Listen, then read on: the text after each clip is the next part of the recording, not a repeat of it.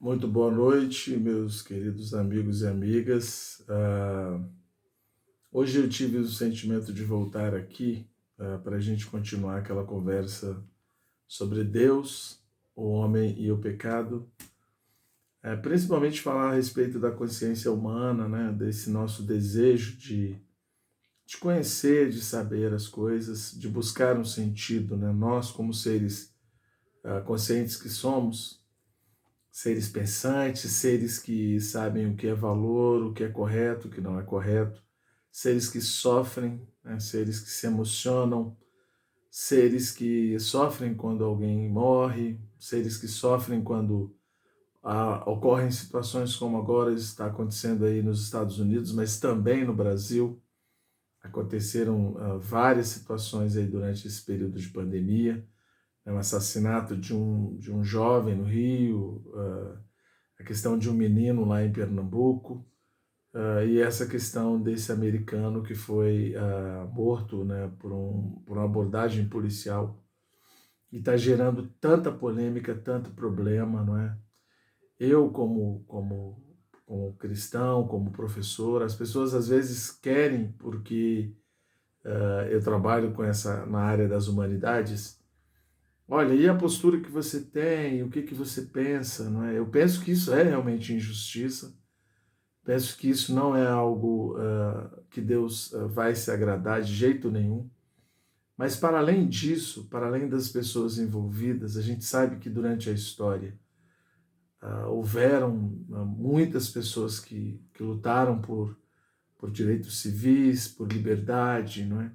A gente tem a história de Martin Luther King ali nos Estados Unidos, Malcolm X, né, lutando por essa questão negra.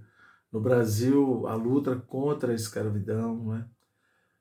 Vários e vários movimentos sociais lutando por igualdade, lutando por espaço, lutando por questões de políticas públicas, né?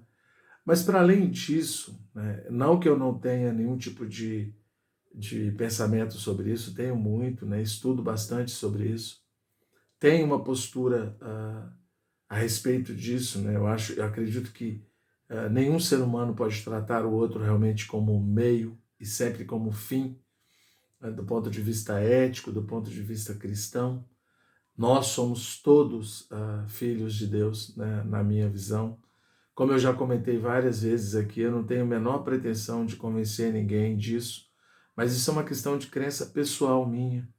Eu creio que muitas pessoas creem em Deus assim como eu, e creem que o que realmente falta para o homem nesse processo de humanização, nesse processo das relações sociais, é Deus. Não Deus como um, um amuleto, Deus como um nome para eu explorar, um nome para eu violentar o outro, um nome para eu impor algo às pessoas, um nome para eu dizer que as pessoas irão para o inferno se não crerem nele, um nome para as pessoas explorarem as outras, seja economicamente, seja do ponto de vista até consciente, né?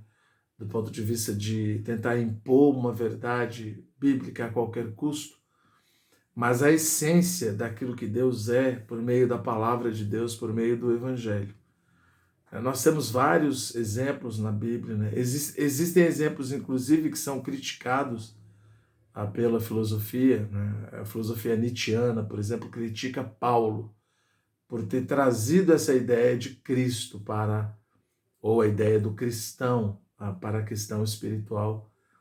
Mas eu vejo, né, lendo a Bíblia por diversas vezes, que a história bíblica é uma história tão bonita. É óbvio que existem críticas e mais críticas a respeito da construção desses relatos, né? Críticas se realmente foram os autores que estão apresentados, mas eu já disse aqui, vou dizer de novo, não cabe a mim, poderia até fazer esse tipo de análise, eu já falei aqui que eu passei muito tempo fazendo isso, mas isso não foi nem um pouco proveitoso para mim, isso não gerou muita coisa para mim, realmente, né? Não é porque ninguém tentou me convencer do contrário, né? Eu fui crer, assim, eu creio que a minha experiência de fé ela se deu aos 36 anos, mas algo nessa experiência de fé bíblica, nessa experiência. Hoje eu quero falar um pouquinho de Paulo, né? Algo me toca muito, mas me toca como experiência de cristão mesmo.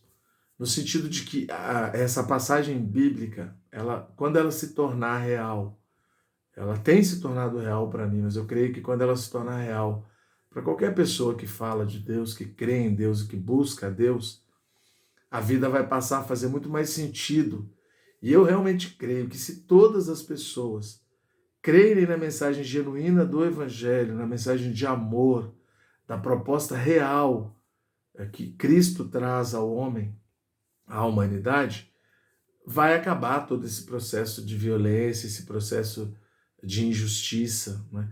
Porque o que precisa mudar é o homem, né? O sistema é corrompido porque o homem é corrompido. Não estou aqui dizendo que nós vamos nos tornar irresponsáveis com as questões sociais, não é nada disso, né? Mas eu sempre disse isso e vou continuar dizendo. Eu acredito sempre em um diálogo, né? Eu sou negro, eu sou preto, né? Já sofri situações com relação à discriminação racial, mas na medida em que eu sofri, eu tentei na época, não era ainda convertido, tal qual eu estou dizendo aqui, não tinha tido essa experiência de fé que ocorreu comigo aos 36 anos, mas eu não fui para a violência, por não acreditar que a violência resolva essas situações. E a gente sabe, historicamente, claro, nós já tivemos várias experiências de lutas que funcionaram, inclusive de Martin Luther King, de Mahatma Gandhi com relação à independência na Índia, e vários outros exemplos humanos, né, de atitudes das pessoas em relação às injustiças que funcionaram. Mas, efetivamente, na minha perspectiva, na minha visão, na minha maneira de enxergar, a real mudança precisa ocorrer em cada indivíduo. E nesse sentido, para mim, o Evangelho é a verdadeira mensagem, a mensagem do amor ao próximo, como a gente ama a nós mesmos, é a possibilidade de mudança, né? Tem uma frase, muita gente não gosta também muito do Paulo Freire, mas eu gosto. Eu já li pouca coisa dele, né? Mas do que eu li, uma coisa que eu gostei de uma frase que eu vi dele foi: a educação, ela não muda um país, a educação muda pessoas. Pessoas podem mudar um país. E agora eu quero dizer do ponto de vista bíblico, do ponto de vista do Evangelho. O Evangelho sozinho, Deus poderia fazer isso, mas ele sozinho, só saber do Evangelho não vai mudar as situações. O que vai mudar é quando o Evangelho for vivido por cada indivíduo genuinamente.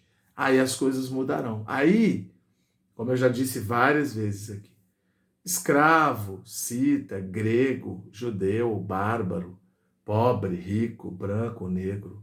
Em Cristo, segundo a Bíblia, todos nós somos novas criaturas.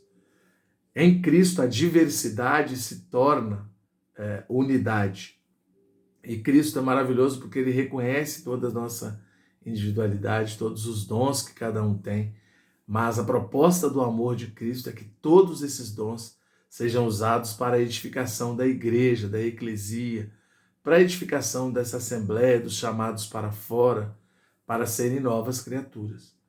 E aí tem essa passagem na Bíblia que eu quero ler hoje, que é o que tem me acompanhado, eu creio que acompanha muita gente que crê, e que foi vivida por Paulo, segundo o relato bíblico, está lá em Filipenses.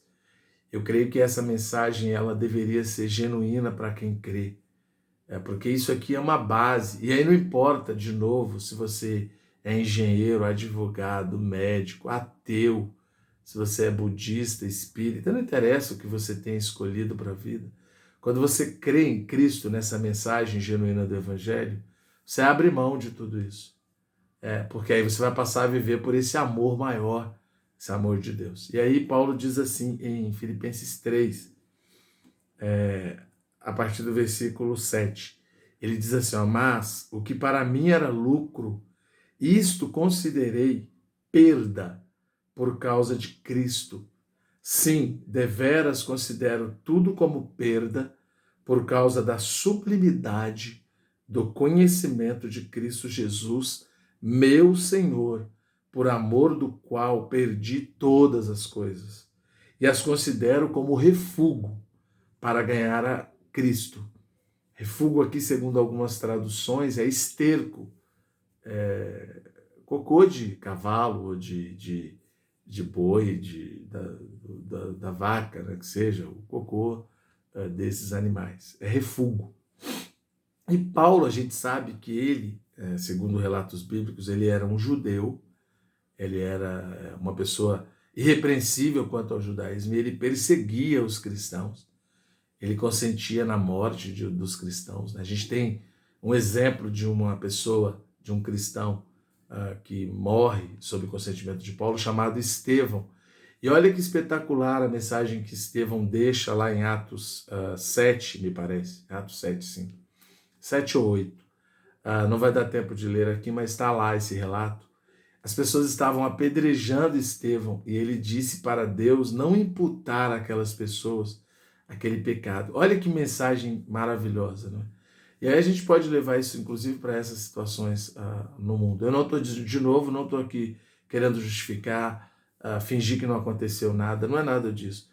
Mas essa mensagem de entender que quando as pessoas são violentas, quando as pessoas se perdem, é porque elas estão na ignorância, elas ainda não encontraram essa verdade essencial, que é Deus, esse amor de Deus. E aí, de novo, né, não faz diferença se você é um milionário, se você é um médico, um advogado, se você é analfabeto, se você é semi-analfabeto, se você é pobre, se não é. Essa mensagem é para todos. E essa mensagem, ela é, no primeiro momento, individual. É uma experiência pessoal que a gente precisa ter com Deus, com essa realidade do Evangelho, para depois a gente ser usado no coletivo, né, nesse processo. E é lógico, não tem uma relação, uma questão pontual. Eu posso estar junto no coletivo e aprendendo no individual. Mas, de novo, é essa mensagem que pode mudar. Porque quando ela muda a mim, genuinamente, quando eu percebo que eu preciso abrir mão do meu orgulho, abrir mão da minha violência, abrir mão da minha prepotência, da minha arrogância, por causa desse amor maior, esse amor vai me transformar em algo que seja bom para as pessoas, que é a mensagem do Evangelho, essa boa nova, essa boa notícia. Né? E de novo eu quero dizer, né, isso eu queria contar aqui para vocês, é uma experiência que precisa ser de cada um de nós. Né? Deus está sempre disponível. Né? Por tanto tempo a Bíblia é tanto combatida e ela permanece. Né? A Bíblia tem mensagens maravilhosas. Né? Tem uma passagem em João 12, 47 que eu amo, assim, gosto muito. Lá, segundo o relato bíblico, Jesus diz, né? Se alguém ouvir as minhas palavras, essa mensagem de amor, e não as guardar ou não a praticar essa mensagem de amor, eu não o julgo, porque eu não vim para julgar o mundo, e sim para salvá-lo. É óbvio que naquele momento que Jesus propõe isso, ele estava no processo de salvação. Mas o desejo de Deus com esse amor, assim como aconteceu com Paulo, é de tocar na gente, em cada um de nós, e fazer com que a gente ame tanto a Deus, que a gente abra mão dessas disputas, dessas brigas, dessas picuinhas, que geram tantas mazelas, tantos problemas emocionais, tantas angústias, tantas separações, tantas divisões, tantas dissensões, tantas porfias, ciúmes, invejas. O homem precisa dessa mensagem vivida nele, a ponto dele considerar tudo mais como perda. Né? Outro ponto que eu quero tocar, a gente está vivendo esse momento de pandemia, e aí eu quero dizer para quem crê em Deus, né? Essa mensagem é eterna, é para uma mensagem de eternidade. Então eu creio, quero deixar uma mensagem de coragem aqui para quem crê, e para todos nós, humanos, conscientes que somos. Vamos acreditar realmente que a vida é muito mais do que essa prisão à questão material, apenas econômica. Vamos dar mais valor a nós, a nós enquanto seres especiais, conscientes, que têm essa eternidade dentro, essa capacidade de amar dentro, essa capacidade de gerar vida onde passa, dentro de nós, lá no nosso espírito, como eu comentei, mesmo na nossa alma, né? Nesse processo de consciência, né? Que nós possamos fazer isso para o bem das pessoas que convivem conosco, para o bem das pessoas que trabalham conosco. Né? Outra coisa ser dita aqui. Igreja não é um templo, não é um prédio, não é uma instituição apenas religiosa, que a gente tem uma visão muito deturpada às vezes do que é a igreja, o lugar onde as pessoas falam de dinheiro o tempo inteiro. Não é essa a questão. Essa eclesia, ela é um viver. Igreja é um viver. A Bíblia diz que eu, como ser humano, eu sou morada de Deus, sou morada dessa eternidade, desse amor eterno, né? E que isso possa realmente tocar em vocês que estão vendo e ouvindo essa mensagem. Vamos nos render a esse amor, né? Vamos realmente considerar tudo mais como refúgio, né? Como menos importante. Não que a gente não tenha que trabalhar, não tenha que estudar, não tenha que fazer as nossas coisas, mas vamos dar nosso ser primeiro a Deus, porque as outras coisas virão com mais facilidade, em mais paz, com mais tolerância, com mais bondade, benignidade, né? Um abraço a todos, uma boa noite.